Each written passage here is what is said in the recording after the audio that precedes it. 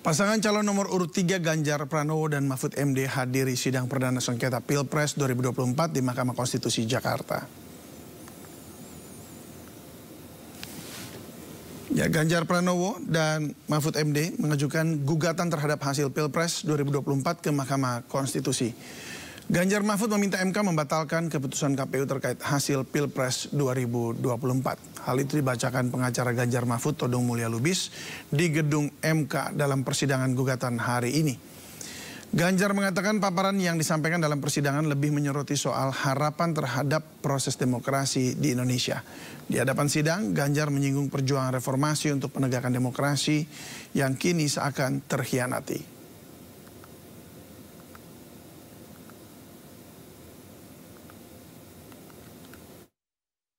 Saya menghendaki kepemimpinan yang sanggup menomorsatukan kepentingan dan kesejahteraan warga di atas kepentingan pribadi mereka yang berkuasa. Kita telah menjadi saksi bahwa pada satu titik dalam perjalanan bangsa ini, seluruh warga negara pernah dipersatukan oleh semangat yang sama untuk melakukan reformasi. Untuk apa?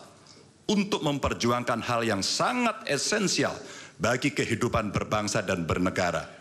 Untuk mengkoreksi pemerintahan yang saat itu kita anggap melenceng, membelenggu kebebasan warga, menebar ketakutan, dan menjauhkan negara ini dari cita-cita luhurnya. Dan kita tahu bahwa reformasi bukanlah sesuatu yang kita dapatkan cuma-cuma. Saudara-saudara kita, kerabat kita, dan sahabat kita menjadi korban. Dan kita harus rela kehilangan mereka selamanya. Mereka mengikhlaskan hidup mereka agar negara ini benar-benar dijalankan dengan rasa hormat yang setinggi-tingginya kepada seluruh warga negara oleh pemerintahan yang mampu memikul amanat proklamasi. Hanya setelah reformasi kita bisa menikmati kebebasan menyuarakan pendapat. Hanya setelah reformasi kita menikmati demokrasi yang lebih bebas dan terbuka. Hanya setelah reformasi, seluruh warga negara mendapatkan hak mereka untuk memilih pemimpin yang mereka percayai.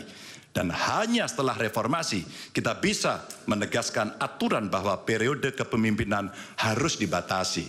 Karena itu kita akan selalu menghormati mereka yang telah merelakan hidup demi memperjuangkan reformasi. Konstitusi itu pernah berjaya, dihargai orang karena bisa membangun demokrasi yang hampir tenggelam, bisa menyelesaikan kecurangan-kecurangan di dalam pemilu, sehingga menjadi tempat ujian bukan hanya dari dunia ilmu pengetahuan tetapi juga dari praktisi-praktisi hukum dan pengadilan dari berbagai negara. Oleh sebab itu masalahnya simpel. Yang kedua, Mahkamah Konstitusi sekarang ini berani apa enggak? Mau apa tidak mengembalikan marwah Mahkamah Konstitusi dengan menjaga demokrasi dan konstitusi kita. Karena sungguh bahaya masa depan bangsa ini kalau kemudian timbul persepsi bahwa yang bisa memenangkan pemilu itu hanya orang yang punya kekuasaan, yang berkolaborasi dengan orang yang punya uang. Mundur peradaban kita kalau Mahkamah Konstitusi tidak mau meraih kembali kejayaannya. Melakukan permohonan PHPU padahal perolehan suaranya begitu jomplang, 40%. Tapi Pak Mahfud dan Pak Ganjar sudah mengatakan ini bukan soal kalah menang. Ini persoalan demokrasi, bagaimana kita menyelamatkan demokrasi, bagaimana kita menyelamatkan republik. Satu suara pun itu harus dihormati. Kedaulatan rakyat itu adalah kunci buat semua proses pemilu dan pilpres.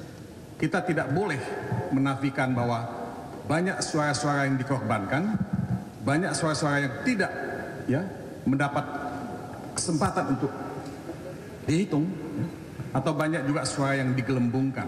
Semua ini mesti dibereskan dan Mahkamah Konstitusi adalah penjaga konstitusi yang mesti mengamankan konstitusi sekaligus mengamankan demokrasi, supremasi hukum.